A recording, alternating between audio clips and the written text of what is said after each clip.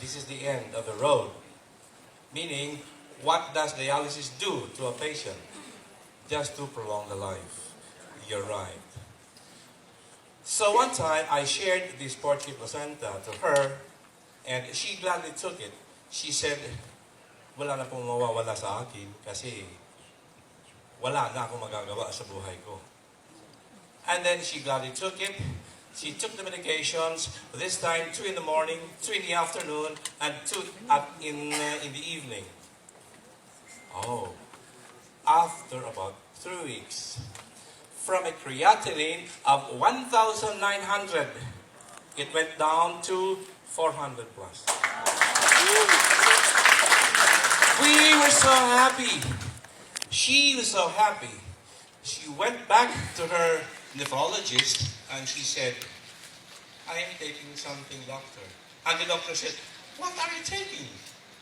She divulged the name of the food supplement and she said, Purtier placenta. The doctor said, all right, go ahead. Whatever you're taking, you continue doing it. And she said, oh, I'm very, very happy because of that new development. Another patient.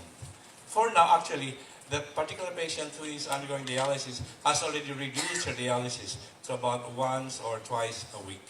And she's so happy. Another thing, very significant finding was that every time she goes inside that particular room for dialysis, all her classmates also undergoing dialysis, they would always clap when she enters the room. Why?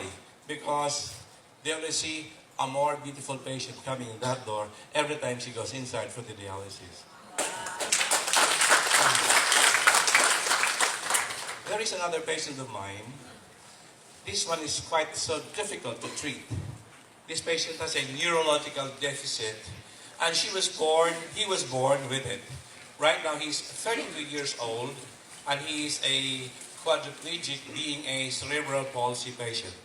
Do you know what cerebral palsy patient is? It is a disease. He were born with it. There is a miscommunication between the brain and the other parts of the body. In other words, that particular patient cannot take hold of anything.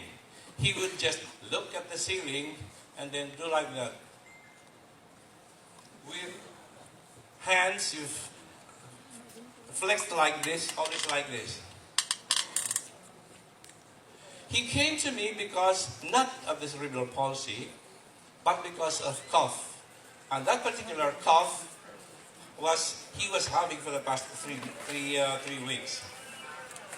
The result of the x-ray showed that he had a pneumonia. So I treated the pneumonia, and then before the patient left my clinic, I shared something about Purtier placenta to the father. And the father said, "Doc, I'm very happy that you shared with me this Purtier placenta. You know, for the past 32 years of my life, I had been taking care of my only son. And this is the case of my son.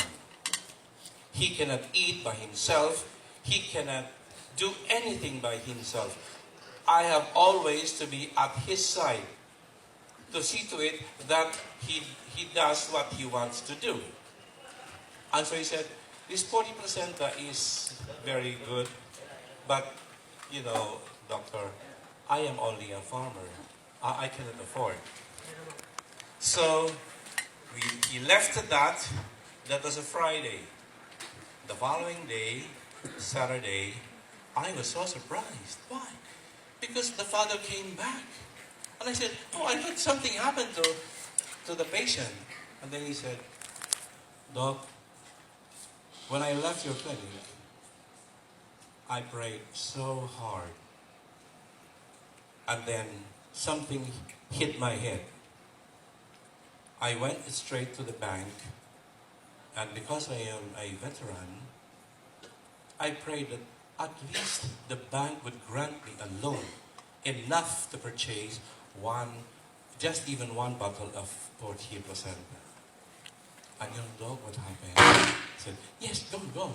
He said, "I was given a loan of 150,000. Oh, I am so happy." He was so happy. Right then and there, he got that thick one of bills. He put it right there and said, "Look, here it is. This is a sign that I want to do something for the rest of the life of my son.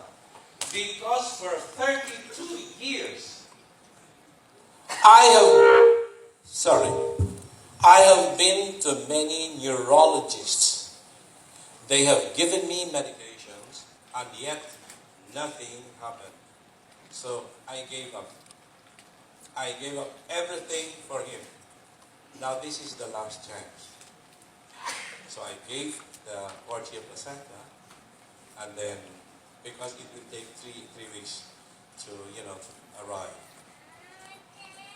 at least they had to start.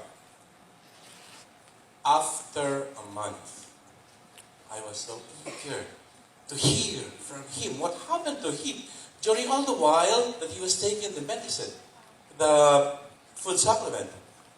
And then the father came and he said, with a solemn face, "No,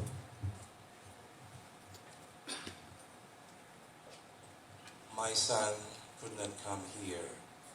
God, my heart was beating so fast. I thought something happened to him. Oh, what happened? Then he looked at me. I looked at him. We looked at each other. And then I saw a tear was falling down his cheek. And he said, "No, for the first time in my life, I saw my son looking at me straight in the eye. That was the first time." And I said, ano pa? Some more. He said, "No, when I opened the bottle to get the 2 capsules, his hand would extend like that, trying to get the bottle. And now, Doc, he doesn't do like that anymore. But he looks at me straight in the eye, and his hands slowly opening up. Both of the hands. And yesterday, another good news. He texted me and he said, "Doc, for the first time in my life, I saw my son." I said, What? He said, "Doc, he was able to slowly, despacito, raise the hand so slowly up." I said, "My God, thank you so much, Lord, for this miracle." Because cerebral palsy is so difficult. It is a neurological disorder. It's so difficult to treat. Even neurologists are having a difficult time with it.